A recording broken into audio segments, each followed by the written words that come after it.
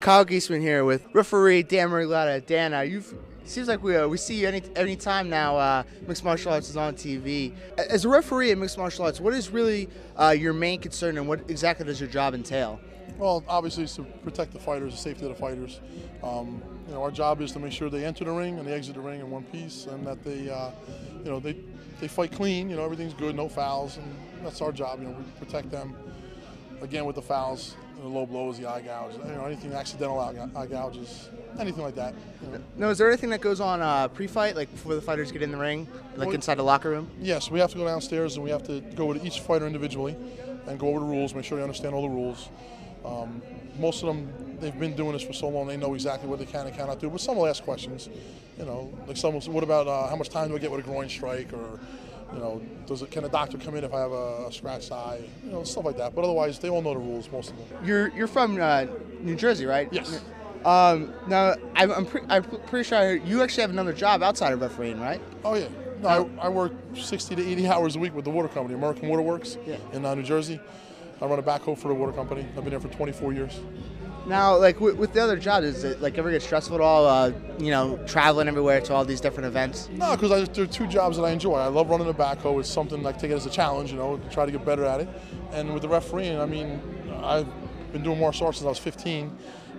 I competed in the day, and now it's my turn to ref, and I enjoy it. So it doesn't bother me. You want to detail it all? What's your martial arts background? I started at 15 with Shukukai, Shitoru Karate. Got my first black belt in that. Then I went to Kempo Karate, and I got my 5th black belt with that.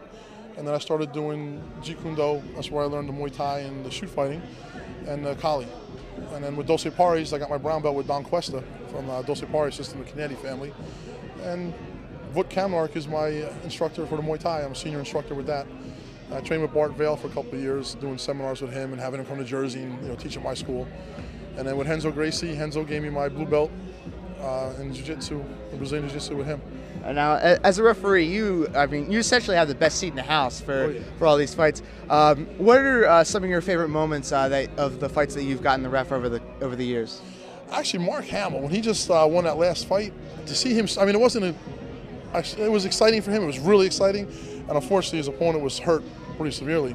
But just to see the expression on his face, you couldn't see someone with more excitement, after a win like that. He was the underdog, kind of, and he came in here and won his fight. And just to watch him, he was jumping up and down, like uncontrollable, like a little kid, like a 5-year-old, like in a candy store, just got a bag full of candy. It was amazing. It was fun to watch him. Now, I know you're obviously a big fan of the sport. I'm sure you've been following it for years. Where do you see the sport going in the foreseeable future? I'll tell you, people compare it to boxing. I don't know why they do. It's apples and oranges. It's two different things. I think this is going to blow away anything boxing's ever done. The UFC is doing a terrific job. They're everywhere.